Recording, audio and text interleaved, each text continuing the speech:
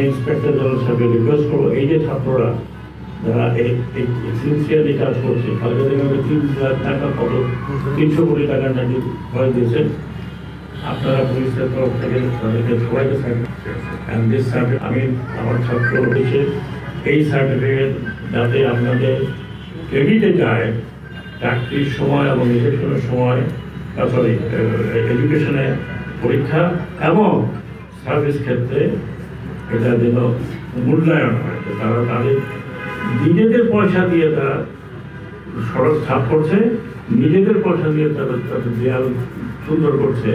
এটা সরকারি প্রজেক্ট হলে 400-500 কোটি 1000 কোটি টাকা লাগতো, তারা নিজেরা করছে। এর সাথে একটা দেশে এটাতে ভালো এক্সাম্পল হতে পারে না, ভেরি গুড, তারা কোনো ট্রেন লোক না। বাট আমার গাড়িও ধরছে, ধরে বলছে ওটা পতাকা আলাদা, ওটা পতাকা থাক যাই তো উপরে আপনার ডিগ্রি করে ডাকলাম, আমাকে ভাই ডিগ্রি খুলতে হবে, যদি আমাকে থেকে ওরা না থাকে। But very happy, very happy. এটা পুলিশ করতে পারতো না, এরা করছে।